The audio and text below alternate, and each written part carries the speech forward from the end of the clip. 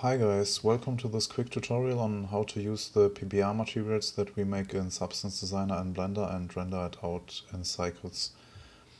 This will be a general workflow, so you can use this for any PBR material, but in this video it will be specifically about the ice material that I made in the last video. So when you look in Designer, the texture looks more like a rock and not like ice. That is because we don't have any subsurface scattering in Designer, and also that we are using the AO, the ambient occlusion map.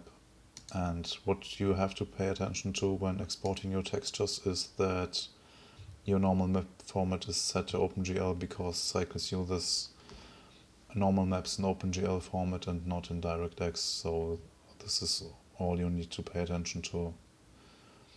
So let's go back to Blender. We have a simple plane here. I only added some edge loops. So to prepare this for a displacement map, we need to add a modifier, the subdivision surface. And we'll set the viewport levels to like 3 and the render levels to like 6. And this should be enough for this example, but if you want a higher quality render, then you can bump this up even more. But for this case, it's enough. We also need to apply the shade smooth to our mesh. Then we go over to shading. We click on our mesh and on new. Then we'll have this principal BSDF shader here. And what we could do now is to just go to our textures and drag and drop them in like this, and then we could connect the color to base color and metallic to metallic and so on. But we don't really need to do this because Blender has a nice add-on which is not active, but you can go to Edit and Preferences, then to add-ons and search for node, and this is this node wrangler add-on which you need to activate. What this does is it will set up the shader for us, so we don't need to do basically anything. So we just click on the shader and we press Ctrl Shift and T. Then we'll select every texture that we need. We don't need this ambient occlusion map, but the rest.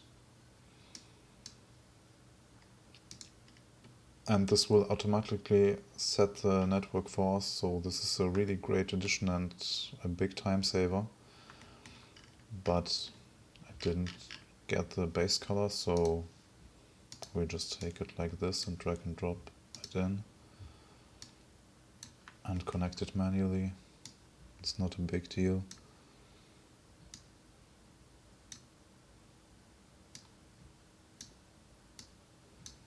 So our shader is basically ready. We just need to adjust the scale of the height map. This is something that you need to play with sometimes, but in this case let's just take a value of 0.3 maybe. This should do the trick. Sometimes, like I said, you need to play around with this, because normally when I use Substance Designer textures, I'm using a value of 0.1, but this is a rock type material. I set it a bit higher, but if it doesn't look right, you can always come back and lower the value, but I think this should be okay for this one.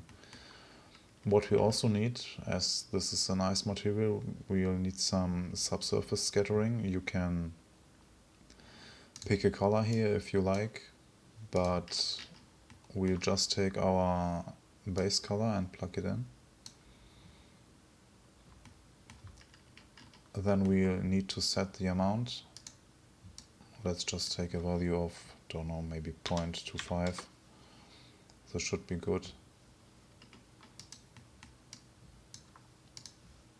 We'll also need an HDRI, so we go over here to the World tab we'll search for environment texture and we'll open an HDRI. I will take this Snowy Park 01 from HDRI Haven. This is really great for this texture because it's basically a snow HDRI, so this will work really great with this one.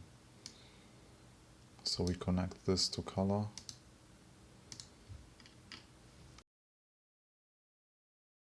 Then we'll go over to layout. We need to select cycles instead of EV from the render tab. The feature set to experimental, and under this film tab here we activate transparent, because if this isn't activated you'll have the HDRI as a background in the render, but as we want to have a clean render here we just activate this transparent, so the background will be just transparent. We go to the material tab and to settings we'll set the displacement to displacement and bump.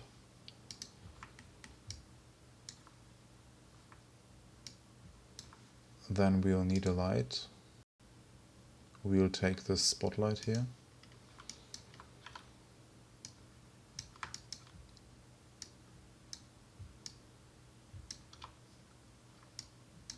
Just rotate it a bit.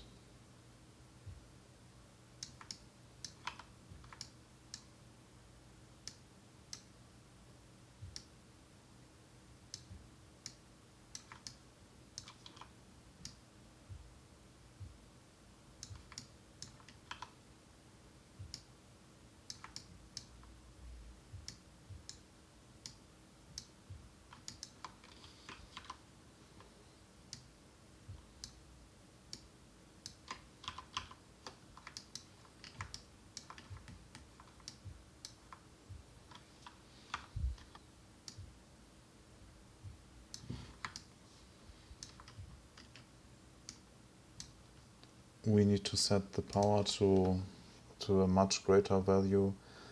Let's just take something like 5000 here maybe. We also need to increase the samples for the render, and yeah, let's do something like 500. So now we can render this out.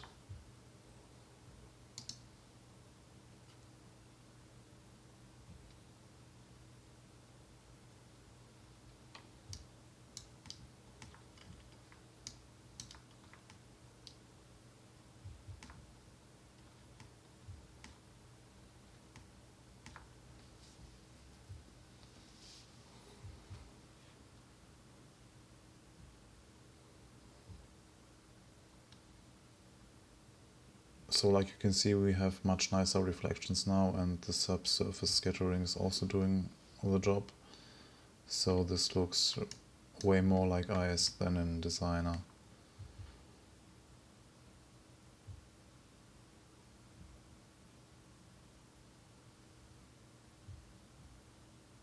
So thanks for watching guys, see you soon.